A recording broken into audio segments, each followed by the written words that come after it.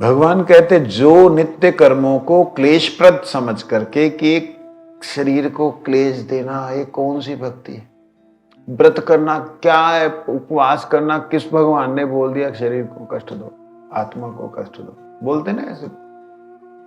उनके लिए भगवान कहते हैं सकृत्वा राजसम त्यागम, वो नित्य कर्मों को क्लेशप्रद समझ करके भय से उनका परित्याग करते हैं। कहते ये लोग राजसिक हैं।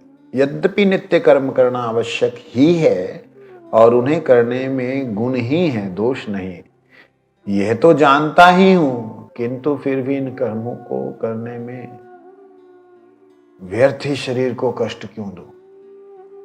अब ये शरीर को कष्ट ही देना होता है ना। हम लोग सवेरे मंगला में उठना है, फिर थोड़ा कीर्तन करना है, चल थोड़ी देर लेट जाता हूं, बस थोड़ा देर और लेट जाता हूं, और घंटी जब बज जाएगा, दरवाजा खुल जाएगा तो उठूंगा। ये राजसिक लोग जानते हैं कि भजन करना मेरे परम कर्तव्य है, तो अंतिम समय में जब घंटी बज गई, भगवान ने दरवाजा खोल लिया, देखा कोई नहीं, तब दौड़ के आए।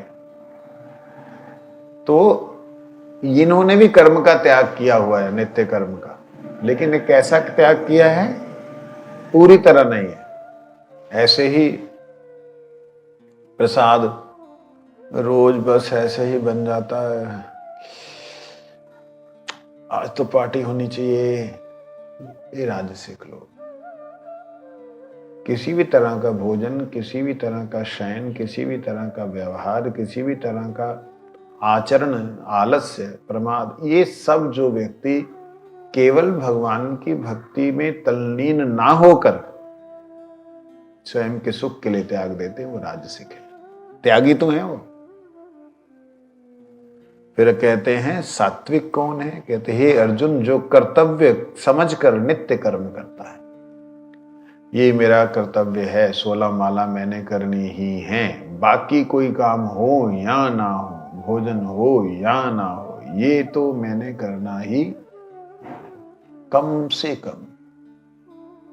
अब तो कंपटीशन चल रहा है भक्तों में कि कम से कम 64 माला करनी, उनके ग्रुप बने हुए हैं, बड़ी अच्छी बात है। वो अपनी रिपोर्टिंग करते हैं कि मेरी अभी इतनी माला हो गई, मेरी इतनी माला हो गई, अच्छी बात है, खराब नहीं। तो जो इस प्रकार से नित्य कर्म को कर्तव्य समझ के करता है, किंतु उस कर्म में आसक्ति और फल की कामना का त्याग कर देता है, उसका त्याग ही सात्विक है।